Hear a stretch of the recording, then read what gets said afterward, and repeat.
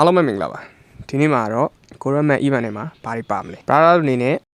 ကန်ကောင်းလို့ရှိရင်ဖုန်းတွေ diamond တွေပါပေါက်နိုင်တဲ့အခြေအနေပါရှိတယ်ဒီ event က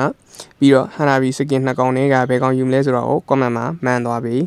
ကျွန်တော်ကတော့ဒီဘက်ကအစိမ့်လေးကိုပို့ကြတယ်သူကကိုရမန် event ပို့စံတယ်ပေါ့နော်ကျွန်တော်တို့တွေက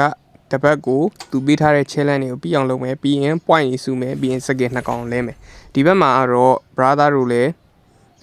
ဒီ diamond နဲ့ဖုန်းတွေပေါက်နိုင်နေရှိရပေါ့နော်မြန်မာနိုင်ငံမှာဒါတွေပေါက်သွားရလို့တခါမှမကြားဘူးပေါ့နော် diamond လေးဖုန်းတွေပြီးတော့ကျွန်တော်တို့ဒီဘက်မှာ special elite coin လေးနဲ့လဲလို့ရတဲ့ short လေးရှိသေးရပေါ့နော် okay ပါ Hanabi skin နှစ်ကောင်မှာဘယ်ကောင်ကပိုလှမလဲတွားကြည့်ကြမယ်အနီလေးလည်းမစိုးဘူးပေါ့နော်မိုက်တယ်အနီလေးကလှတယ်ပေါ့နော်ပန်းအောင်လေးဘက်မှာသုံးမိထားတယ်ဒါကတော့ Goramat event အနေနဲ့အစိမ်းအောင်နဲ့အဝါရောင်ကိုအများဆုံးသုံးမိထားတယ်စကေးဖက်တွေကြည့်ကြမယ်အဲဒီပထမဆုံးအဲဒီကြည့်မယ်အဲဒီဟုတ်တယ်ရွှေအောင်ဘက်လေးနဲ့အောက်ကအပြောင်လေးနဲ့ပါတယ်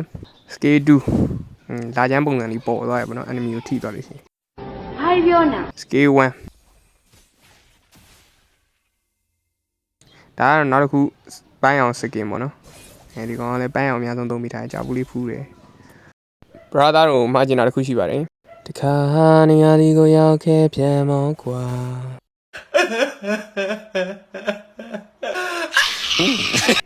ပူတဲ့ချိန်တွေမှာ game မဆော့ပါနဲ့ဖုန်းတွေပျက်စီးတတ်ပါတယ်ဘက်ထရီမခံနိုင်ပါဘူးအသွင်းနဲ့လည်း game မဆော့ပါနဲ့စေတန်းနဲ့ကြံပေးတာပါနောက်တစ်ခုအနေနဲ့ဒီထဲမှာ brother တို့ record လဲလို့ရမယ်ပြီးရင် 1 effect လဲလို့ရမယ်ပြီးရင်ရွှေအောင် key လေးပေါ့နော်လှည့်လို့ရတဲ့ key လေးလဲလို့ရအောင်မယ်အားလုံးပဲဒီနေ့ကတော့လောက်ပါပဲ like and subscribe လေးနဲ့ကျွန်တော်ကိုကူညီပေးသွားလို့ရပါတယ်